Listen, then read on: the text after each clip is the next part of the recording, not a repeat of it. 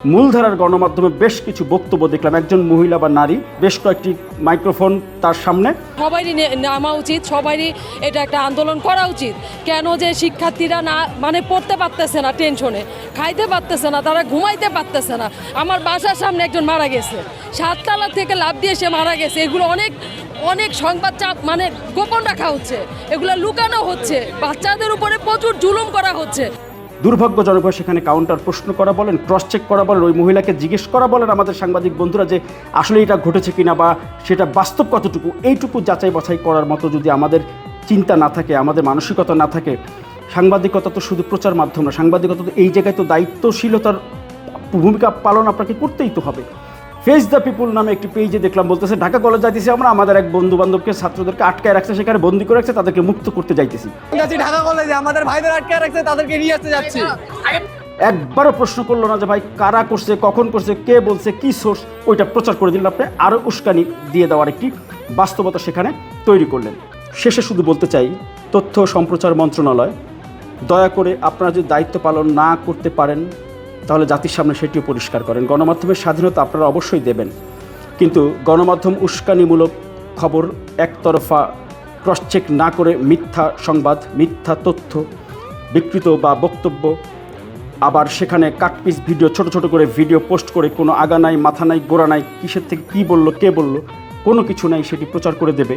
এই ধরনের আত্মঘাতী নিউজ বা সংবাদ বা এই ধরনের কাটপিস ভিডিও, বক্তব্য, এইগুলা নজরদারি কঠোরভাবে করতে হবে।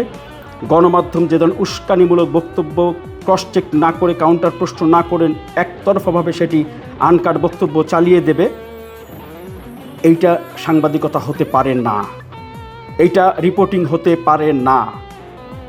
এইগুলার প্রতি কঠিন নজরদারি যদি না করেন সংশ্লিষ্ট মন্ত্রণালয়, সরকারের সংশ্লিষ্ট দপ্তরগুলো, এই জন্য দায় দায়িত্ব আপনাদেরকেই কিন্তু নিতে হবে।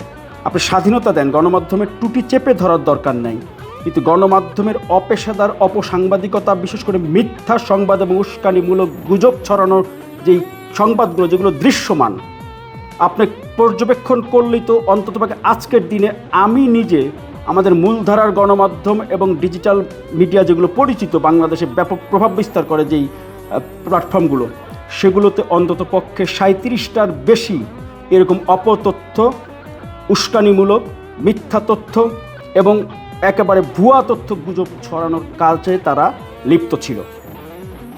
এগুলো যদি বন্ধ করতে না পারেন তাহলে কিন্তু খেসারত এই জাতিকে দিতে হবে, কোনো দল বা সরকার কিন্তু না।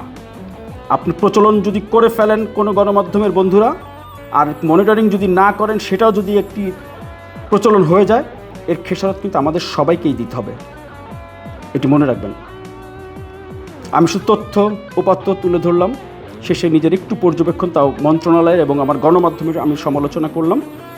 কোনো রাজনীতি বা কোনো দল বা কোনো মতের পক্ষে বিপক্ষে নিশ্চয়ই এখানে কোনো কিছু বলিনি।